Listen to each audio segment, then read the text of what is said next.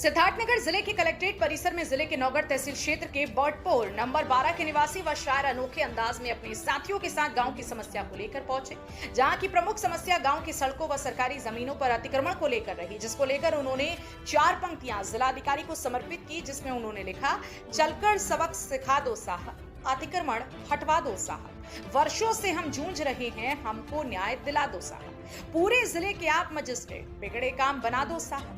इन पंक्तियों को अपने एक अनोखे ही कपड़े में लिखकर पहनकर कलेक्ट्रेट परिसर पहुंचे और मीडिया के सामने अपनी समस्या रखकर प्रशासन तो अपनी समस्या बताकर मामले में कार्रवाई की मांग की। सिद्धार्थनगर से संवाददाता न्यामतुल्लाह की रिपोर्ट। कहाँ के रहने वाले हैं? मेरा नाम समीम अहमद है। मैं ग्राम पंचायत बॉटपुर नंबर 12 टोला शिवपुर का निवासी हूँ। आपने ये अतिक्रमण हटाओ साहब का आपने एक चोला बना के पहन के कलेक्ट्रेट पहुंचे हैं, क्या है पूरा मामला? देखिए, विवश होना पड़ा। अब आप तो पत्रकार हैं, मैं आपको केवल इतने कहना चाहूंगा कि एक बार आप लोग खुद औचक निरीक्षण कर लीजिए, देख लीजिए क्या स्थिति मचा के रखे हैं गांव में।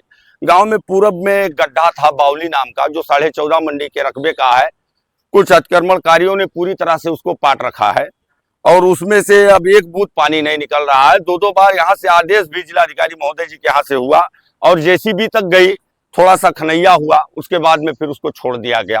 और उससे भयावह स्थिति गांव में पश्चिम में एक बड़ा गड्ढा है, उसका रकबा लगभग 4.25 बीघे के करीब है, उसको भी बुरी तरह से पाट लिया गया है, बहुत थोड़ा सा बचा हुआ है।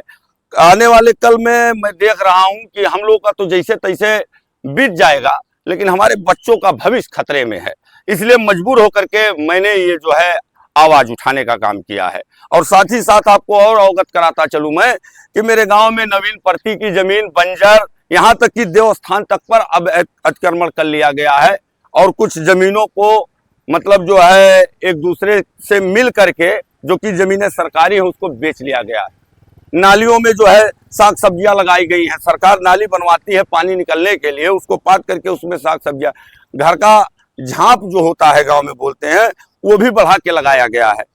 और मतलब इस तरह की तमाम ऐसी मतलब स्थिति बनी गांव में कि मैं विवश हो गया। वरना मैं एक कभी एक शायर आदमी हूँ, मुझे क्या जरूरत थी जो है ये सब करने की। आप जिम्मेदार किसको हैं? मैं मानता हूँ हकीकत में अगर मैं चोर को चोर बोलूंगा तो आप लोग बोलोगे कि गलत बोल रहे हैं आप। मैं इसमें प्रशासन के कुछ अधिकारियों को गलत मानता हूं। अगर वो लोग त्वरित एक्शन लिए होते, तत्काल कार्यवाही किए होते, तो आज मेरे गांव की ये स्थिति नहीं होती। जबकि विगत दिनों में गांव के कुछ लोग जो है औरतें और बच्चे बूढ़े सब जो है जाकर के एप्लीकेशन दिए, जांच टीम गई, गठन हुआ, 5 लोगों की टीम का गठन हुआ कि खनैया होगा और जितने भी अतिक्रमणकारी हैं पूरे गांव में जहां जहां भी गड्ढा अतिक्रमण हुआ है सबको क्लियर कराया जाएगा। लेकिन अब हो सकता है भाई इस पे अच्छे बिक जाते हैं, हो सकता है कुछ ऐसा स्थिति बना हो। मैं तो था नहीं, मैं कभी आदमी हूं, बाहर रहता था, लेकिन जब आया मैं तो मैंने देखा ये स्थिति है मेरे गाँव की।